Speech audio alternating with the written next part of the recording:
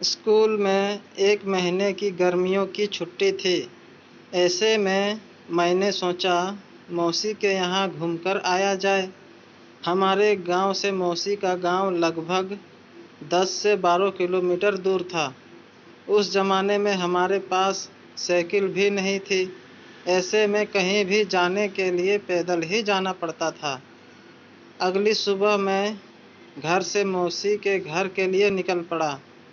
रास्ते में एक छोटा सा जंगल मिलता था। जंगल के किनारे एक नदी बहती थी जहाँ शमशान घाट था।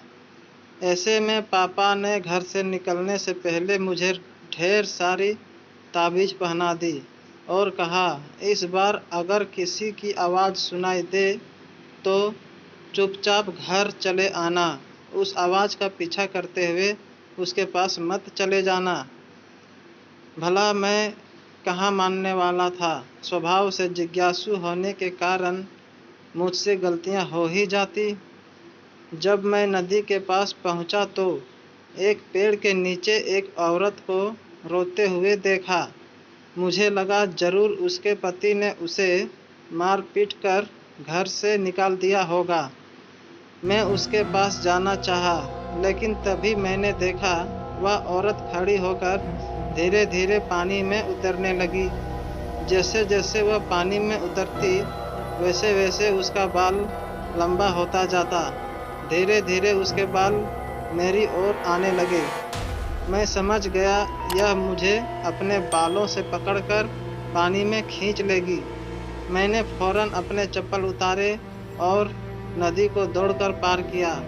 मैंने पीछे मुड़कर देखा, वह औरत निकली और मेरी ओर आने लगी। मैं डर से और तेजी से भागने लगा। भागते भागते मुझे एक पासी का घर दिखाई दिया। मैं उसी के घर घुस गया। तब तक वह औरत मेरी नज़रों से गायब हो चुकी थी। पासी मुझे देखकर हैरान हो गया। अरे बेटा, तू इस भरी दोपहर की गर्मी में तू कहाँ जा रहा है और इतना क्यों दौड़कर मेरे पास आया है? उसने मुझे पहचान लिया। दरअसल वह मेरे गांव भी खजूर का पेड़ छीलने आ जाया करता था और ताड़ी चुवाकर ले जाता था, जिससे वह गुड़ बनाकर बाजार में बेचा करता था।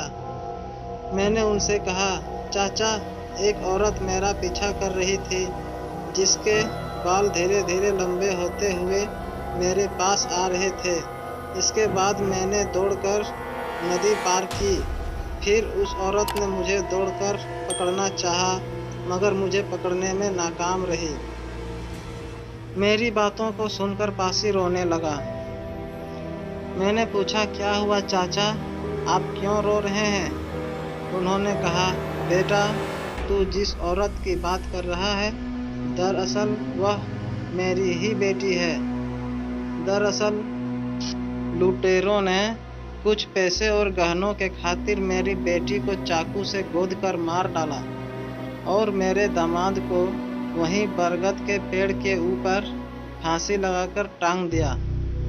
मरने के बाद मेरी बेटी चुड़ैल बन चुकी है।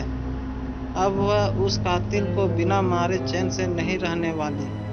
उसे हर आने जाने वाले लोगों को अपनी गुनहगार समझती है। इसके बाद उसने मुझसे पूछा, इस समय तू कहाँ जा रहा है बेटा? मैंने कहा, मैं अपने मौसी के घर जा रहा हूँ चाचा। अच्छा ठीक है, जा रहा है तो थोड़ी सी गुड़ भी लेते जा। उन्होंने मुझे थोड़ी सी गुड़ दी और मैं वहाँ से निकल पड़ा। मौसी के यहाँ पहुँचते ही मैंने मौसी को सारी घटनाएं सुनाई।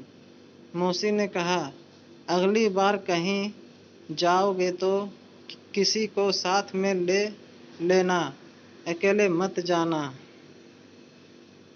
कहानी सुनने के लिए धन्यवाद। अगला भाग देखने के लिए चैनल को सब्सक्राइब करें।